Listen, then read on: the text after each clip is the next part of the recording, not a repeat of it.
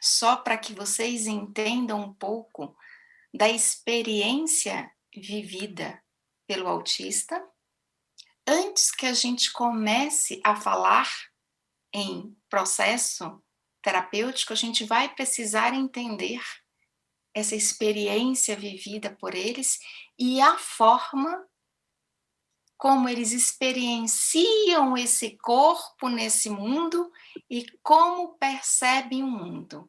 E por que isso? Porque é uma experiência muito diferente da nossa. Não sei se eu já consigo compartilhar já. Observem essa imagem por alguns segundos.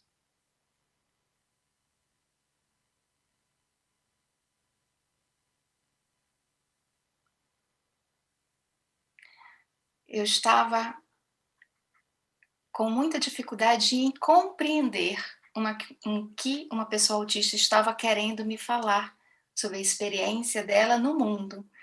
E eu pedi para ela desenhar. E ela fez esse desenho. Observem que tem o eu uno, íntegro, centralizado, e aí a gente já começa a pensar em diferenciações da esquizofrenia, por exemplo.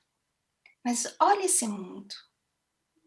São lanças muito afiado, como se tivesse o tempo inteiro sendo atacados.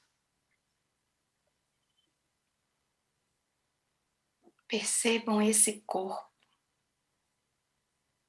Imaginem que nós estamos na nossa casa e de repente o nosso vizinho do lado começa a tocar um som altíssimo. Ele é DJ, então vocês já podem imaginar o som. Ficamos incomodados. Quando esse som acaba, a gente fica ali mal, mas acabou o som. Ficamos bem. O corpo de um autista, esse som entra como se estivesse martelando nesse cérebro. Por algumas horas? Não. Por um dia? Não. Por 2? Por 3 ou 4 dias. A pessoa sente como se a pele dela estivesse pegando fogo. Como se tudo estivesse de uma forma em lava, queimando, desestruturada, cortada, quebrada, onde não pode nem triscar. E foi só um som. Ele estava dentro de casa.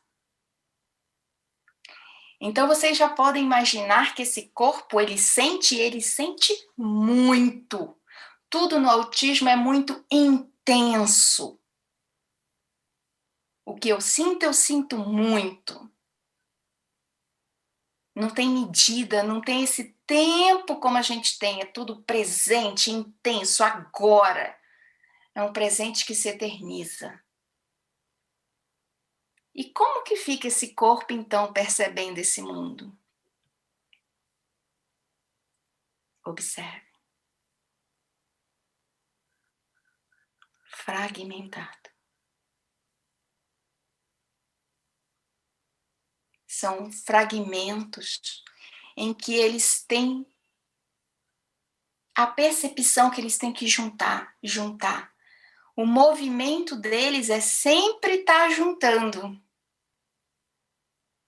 E aí, professor Walter, você falou, né, na sua fala, que é difícil controlar esse mundo. Eles passam a vida tentando controlar esse mundo. E as outras terapias que tem por aí ajudam a controlar esse mundo. Mas como que a gente vai controlar o mundo? Não foi isso que você falou? Como? Não tem. A última imagem que eu quero mostrar para vocês é esse quadro, que também é de um artista autista. todos eles me permitiram estar mostrando isso, porque eu acho que ilustra, é uma experiência tão diferente da nossa que ilustra. Se eu pergunto para vocês o que vocês veem nesse quadro, vocês vão me falar um quarto, porque eu estou indo no todo, nessa essência. Sabe qual é a percepção de um autista? Eles vão falar de um peixinho que está aqui em cima. Vocês estão vendo que tem um peixinho aqui? Eles vão me falar desse peixinho. Eles vão falar que tem uma bandeira de São João aqui do lado. Vocês estão vendo essa bandeira de São João? Fragmentado. Lembra disso daqui? Fragmentado. E eles vão me contando desse quadro por fragmento em fragmento, até que alguns podem chegar e dizer que é um quarto, outros não. Alguns podem fechar e outros não.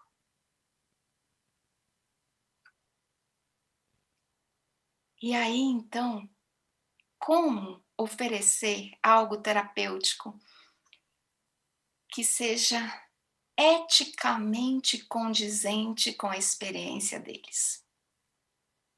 Primeiro de tudo, é o básico, é esse encontro, é essa presença do terapeuta, que é a porta de entrada para que ele aceite você do seu lado, porque você também é aquela lança que pode afetá-los de uma forma muito intensa. É esse encontro através desse vínculo que aos poucos, nessa relação, você vai oferecendo esse contato com o corpo. E eles têm muito medo, porque esse corpo é muito intenso, eu sinto muito, e eu não faço essa distinção. O espaço interno e externo é tudo misturado. Então, o que o Guilherme fala, se ele está triste, eu sinto invadida por essa tristeza do Guilherme, que eu não consigo diferenciar. E eu fico com isso por dias. Lembra? Dias?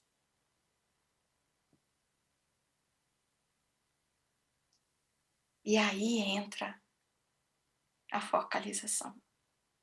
Vocês não têm ideia do que é eles perceberem o próprio corpo, conseguirem nomear o que estão sentindo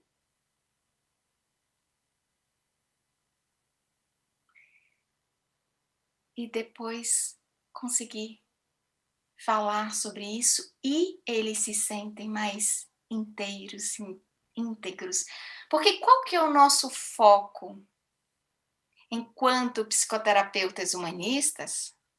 É a reintegração pessoal. Não é esse o nosso foco? Através do quê? Da relação. Esse é o nosso foco. Para promover uma autonomia para eles.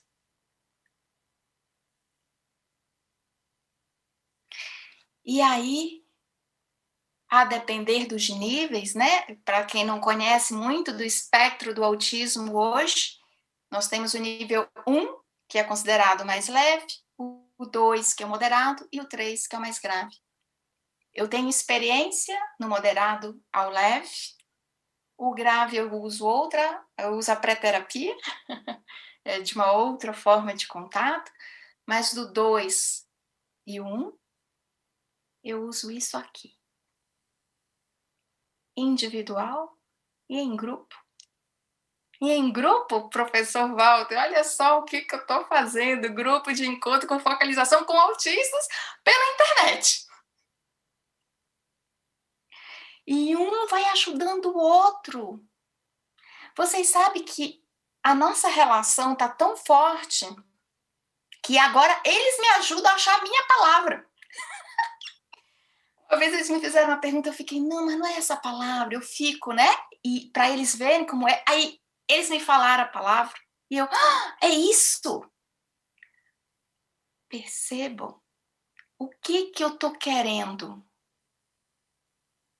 fazer essa diferenciação do eu e do tu, através da relação eu e tu, mas que eles consigam separar o que é meu, o que não é, para não serem tão invadidos ou sendo invadidos que eu possa simbolizar. E aí sim, eu não vou controlar o mundo, porque não tem jeito, mas eu consigo me reorganizar de uma forma que não precise durar dias eu numa crise de autismo.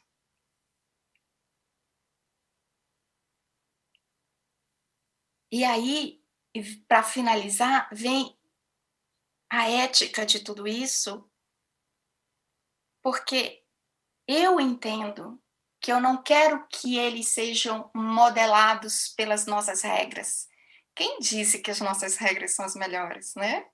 Quem disse? O mundo tá aí, meio doente, acho que não tá tão bom assim. Mas olha, como que a gente pode construir um mundo juntos, a gente olhando todo, eles olhando o detalhe, e a gente constrói algo completamente diferente do que está aqui. Para quem convive com autistas, eles veem coisas que a gente não vê, eles veem coisas no detalhe, mas eles precisam também desse outro eu que estrutura quem eles são, para que eles possam integrar a si mesmos e oferecer o que eles têm de melhor à comunidade. E quando o Sérgio Lara falou do Alberto Carreiro, não, peraí, que eu tenho um poema que eu amo, que na verdade são 2 linhas, que eu acho que traz essa beleza do que nós podemos ser juntos. Esse mundo de autistas e de não autistas, um mundo que a gente não conhece, mas que a gente pode criar juntos, que está neste livro, que é Um dia de chuva é tão belo como um dia de sol. Ambos existem, cada um como é. Alberto Caeiro. Muito obrigada.